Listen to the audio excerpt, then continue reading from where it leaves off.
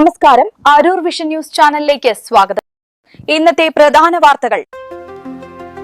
കാലവർഷക്കെടുതി. അരൂരിൽ ദുരന്തബാധിത പ്രദേശങ്ങൾ ഷാനിമോൾ ഉസ്മാൻ സന്ദർശിച്ചു. അരൂർ.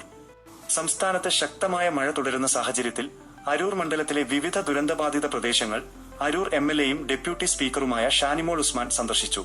കാലവർഷക്കെടുതിയിൽ വീട് തകർന്ന കുടുംബങ്ങളെയും ദുരിതാശ്വാസ ക്യാമ്പുകളും സന്ദർശിച്ച അവർ ജനങ്ങൾക്കാവശ്യമായ പിന്തുണയും സഹായങ്ങളും ഉറപ്പു നൽകി. അരൂർ പഞ്ചായത്തിലെ 11, 12 വാർഡുകളിൽ ഇക്കഴിഞ്ഞ ദിവസങ്ങളിലുണ്ടായ ശക്തമായ കാറ്റിലും മഴയിലും 2 വീടുകൾ തകർന്നിരുന്നു. ഈ വീടുകൾ സന്ദർശിച്ച എംഎൽഎ കുടുംബാംഗങ്ങളെ നേരിൽ കണ്ട് ആശ്വസിപ്പിച്ചു. നാശനഷ്ടങ്ങൾ വിലയിരുത്തിയ അവർ ദുരന്തബാധിതർക്ക് താൽക്കാലിക വസതി ഏർപ്പെടുത്തി നൽകാൻ അരൂർ വില്ലേജ് ഓഫീസർക്ക് കർശന നിർദ്ദേശം നൽകി.